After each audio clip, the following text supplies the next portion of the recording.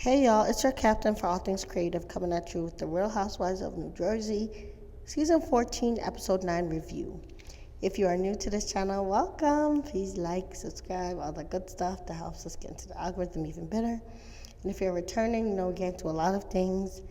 And we got to get into this next New Jersey episode because it's the end of an era.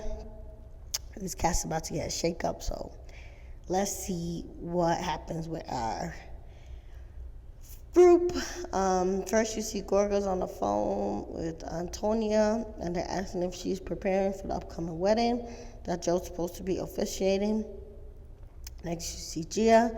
She says she's going off to Michigan to see Gabriella, and Tre is kind of cleaning up after the party and telling Gia kind of what she saw, and she's basically saying that she didn't see much in terms of who got physical first, because obviously she was hosting, so she was watching them talking and she looked away, and by the time she looked away they was scrapping, and then production vindicates her and shows that she did indeed look away right before the push. Gia then says that when men get physical they tend to move on more quickly, whereas women can tend to cut each other off and be done with one another once hands and feet are put on each other, so we shall see if she's right. Next, you see Morris talking to her Joe about the prostate cancer scare, since by the end of the episode we find out that what they were looking into about his PSA numbers being elevated was abnormal to the doctors, and they do want to go ahead with an MRI. And Marge basically keeps stressing out and breaking down about it while Joe's staying positive and cool. Now, Danielle talks to her husband about her upcoming Bougie Kids event, and it's very interesting. Now, babies are innocent, so I try to crop their heads out, but these clothes is so tacky. Oh my gosh, she's lucky she got into Fashion Week, but now she talk about rebranding and relaunching, and she doing the kids' website, and I'm like, somebody loves her, or she has some connection, because it ain't no way that these clothes are taking off the way she's saying they are.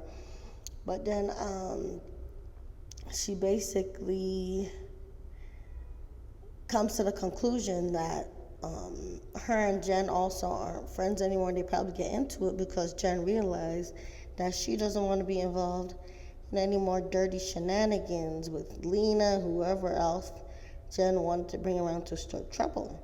So when Jen stopped having the use for her, she dropped her. And then she also talked about her dad not coming around.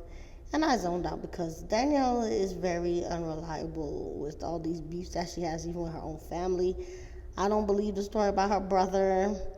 I don't really believe or understand the story about her dad, because her dad was so sweet when we saw him last season, So it's like now she got problems with her brother, her dad, and her friend group. So everybody else can't be the problem. Like what Jen Aydin was trying to do was to get her to act right with the people that she sees Danielle, greasing and doing all these bad faith moves with. And instead of taking the criticism, Danielle's getting offended and fighting about it. And I do think that Jen was doing it in a way to more expose her than to help her. But now that they did have the chance to clear the air, if Danielle knows she's moving funny, she needs to correct it instead of just keeping on burning bridges, So then you see Dolores and Paulie talk, and Dolores talking about she would call in to work if she was working because her friends got her tired. And Paulie explains that the terminology is call out, not call in. And then Dolores says, well, she's going to try to tap out of the drama, but she is going to that Gorka wedding where Joe will officiate. And then she gets a call from Rachel Fuda inviting her to Fuda's arthritis event that she's going to have. And then Rachel ends the call trying to get the tea about Tree's party since she wasn't invited.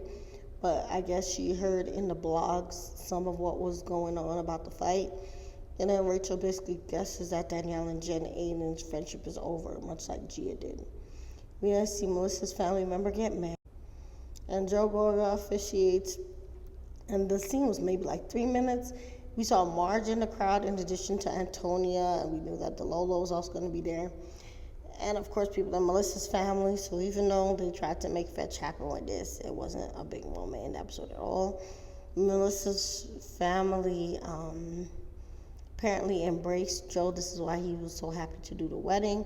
But then in his confessional, he gonna double down on, cutting off his family, saying he's not gonna go to none of his niece's weddings and all that stuff. So I'm just tired of him and all of them. So next you see Tre and both Jens debriefing about the fight at the party. And since, again, production had shown that Teresa looked away and didn't see the physical aspects of the fight, Tre is asking Jen Aydin to explain her side. So then Jen Aydin gives her side of the story to Fessler and Tre and demonstrates her pushing Danielle out her face on Tre's shoulder. And Tre understands about, the getting in the face, and Jen Fessler does as well, because Danielle was in that girl's face. That's why Jen Aydin was able to, push her out the way.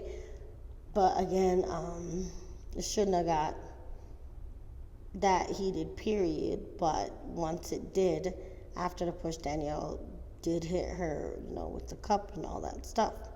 So then Fessler also agrees that if Danielle paid herself out of the charity money, that was not right. And she also thinks that if Danielle really is snaking her hair, people, and, stepping on too many toes on her way to the top, that's not right either. So then Tre says she's still trying to stay neutral because Danielle hasn't done anything to her directly. So she's going to go to Danielle's bougie kids tacky event. But then Jen Aydin says she's hurt that Tre's going to Danielle's event. But she kind of tells Teresa that she understands in her face. But in her confessional, she does say she's disappointed in Teresa and her feelings are hurt. But I do think that Jen should understand Tre more, since Jen was going to Melissa's events all the time, even when her husband was asking if Teresa was okay, and still friends with Melissa. So they both know that they need to try to film as much as possible. So Jen knows that she can't get too mad, right? So then you see Marge finally get her book from Jackie, but she's still complaining about not getting a personal note from Jackie, even after all the text shenanigans she pulled with embarrassing and exposing Jackie. And then they show Marge doing construction in her house and still talking about Joe's cancer scare. So then the main event is Danielle's Bougie Kids relaunch, and they got people making their own sweatshirts and whatnot. And then stuff pops off when Fessler runs and tells Jen Aydin and them about, Fessler runs and tells Danielle and Rachel and them Jen Aydin's side of the story. And Fessler basically tells them, and you realize you had something to do with the fight too. Like, Jen Aydin says you got in her face and pushed her and things like that. And Danielle's like, oh, so you're on her side? And then Fessler's like, well, I'm her friend, so of course I'm gonna, stick up for her to some extent. And then Danielle gets pissed because she also claims that she didn't really hit Jen hard and she only threw a drink. But I feel like Danielle did both. Like, there was a little hard knock involved. Maybe it wasn't like a closed fist punch, but she knocked a lot of sense into and out of Jen Aydin when she, hit her with the cup. And then Rachel, though, did have one good little point about Jen Aydin picking at Danielle's character constantly, because she kept bringing around, different hairdressers, and then it seems like Danielle finally found something that could stick and hurt Danielle after bringing up, the multiple hairdressers and a charity event or whatnot, so it was seeming like a takedown. So the last feud that ends the episode is the squabble between Fuda and Fessler over Tre and Gia taking issue with John Fugazi having used Gia in his awful analogy about him selling drugs when he was young and being called a drug dealer, even though he claims he was younger than Gia at the time he was caught selling whatever. So basically, it was a terrible analogy. He should have never had Gia's name in his mouth, period. And it was stupid of Fuda to say anything involving Gia or even use that analogy. But Jen Fessler still tried to defend John Fuda to Tre and Gia and basically say that Fuda was just saying, that they're both dealing with similar issues about untrue labels at a young age. But Gia and Tre reject Fessler's explanation and say that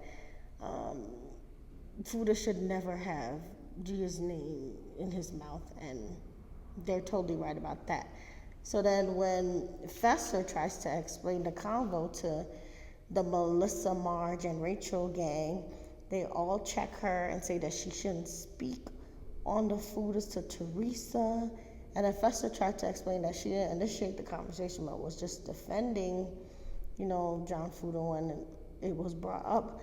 But you see Rachel Fuda storming out like a drama queen and a nonsensical person, because why are you mad? That someone literally has your back. But then she also was saying that Fessler was up Teresa and Jen Aydin's booty hole, while Melissa also kept insisting that none of them should speak to Teresa, especially speak to her about her child, since, it's upsetting her and whatnot. And at the end of the episode, I think they all know that John Fuda messed up. I was wrong for bringing up Gia, and it was a horrible analogy. And they just wanted to take the heat off of John Fuda and have the story just die. But then when, Fessler had to just answer to Teresa, because Teresa brought it up to her, they felt probably like Fessler was breathing life into it by speaking to Tre, but they're forgetting that Tre and Gia were gonna defend themselves and speak their mind anyway. So they just needed the Fudas to take the L instead of trying to make Fessler try to look like the villain in the situation when she really was not. And then Fessler in her confessional says that, the Fudas don't realize that she had their back, and Rachel Fuda is especially acting like a child, and she basically tired of her. And honestly, with friends like that, Fessler doesn't need enemies. But say how you feel about the episode, and remember, you have the master of your fate and the captain of your soul. Bye.